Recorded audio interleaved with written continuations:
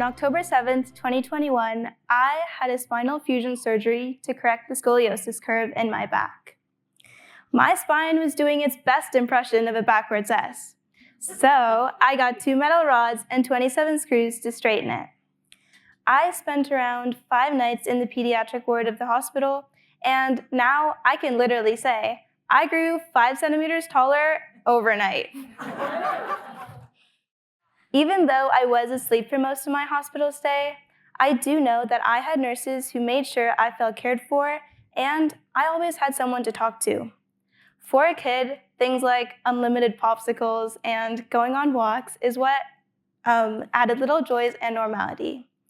These simple touches are what made all the difference and helped make this experience a lot less scary. A lot of adult patients describe feeling like just another number waiting in hallways, struggling to sleep, and sometimes lacking clear communication with staff.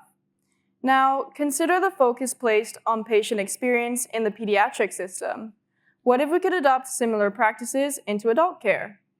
Our hope for healthcare is that no matter your age or condition, that in the hospital you feel seen, valued, and cared for, not just as a patient, but as a person.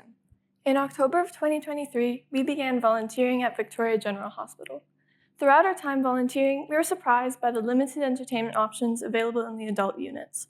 Just a few decks of cards, magazines, and small televisions with only a few channels. Yet the need for engagement and stimulation is just as important for those adults as those in healthcare as patient children.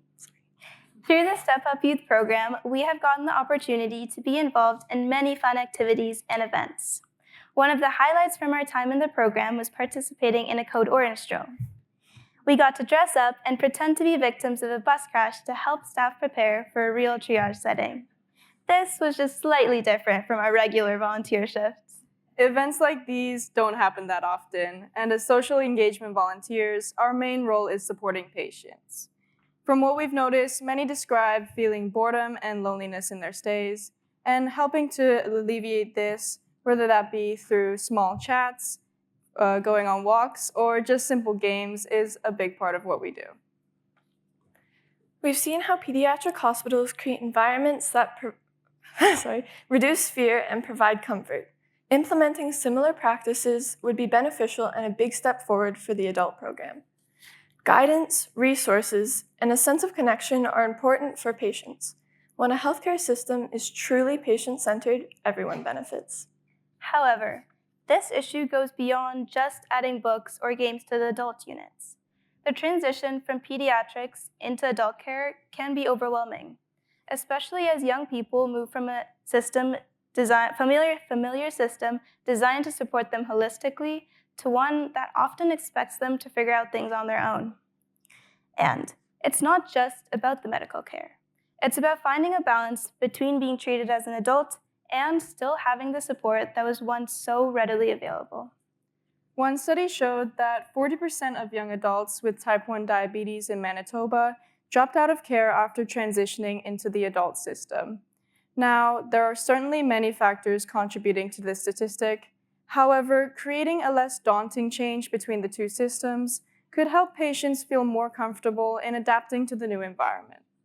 In the pediatric system, patients are guided through treatment and have someone to hold their hand. Additionally, there are other events that take place to provide joy and comfort during their time in the hospital, like this Easter event where I got to dress up as a bunny while visiting patients in the pediatric unit. Imagine having one primary care doctor for 18 years and then suddenly having to get to know someone completely different. Improving this transition would not just take one quick fix. However, implementing a more involved process, such as Zoom calls with the adult and pediatric doctors, would allow all parties to discuss the patient's history, ensuring not only medical accuracy, but placing the focus more on the individual rather than just their illness. Another way to improve the transition is to bridge the gap between the two systems.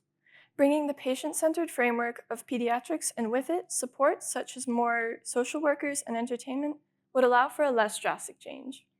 Our hope for healthcare is not to make the adult system exactly like the pediatric one. Adults don't need the same support as kids. Especially not as many popsicles. But, the current system takes away too many of these, leading to a system of isolation rather than independence.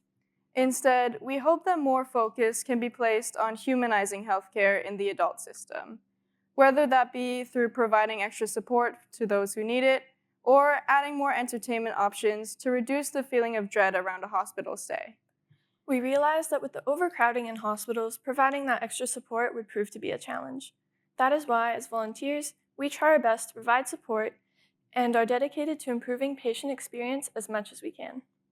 From seeing this issue present in our patient encounters is what drove us to speak about our hopes for the future of the healthcare system. As volunteers, we've seen how difficult it can be for patients. Though, we do what we can, and we hope that in the future, there can be greater opportunities to focus on patient well-being in the hospital. Whether it be adding extra resources to adult care or creating a smoother transition between the two systems, we believe that these changes could go a long way to improving the patient experience.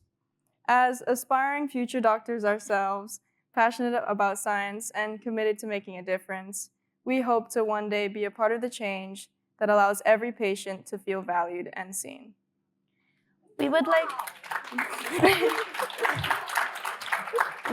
to end this presentation by thanking all the dedicated healthcare professionals who work tirelessly to support patient well-being. We believe that every person, no matter their age or condition, deserves care that makes them feel valued and supported. Thank you.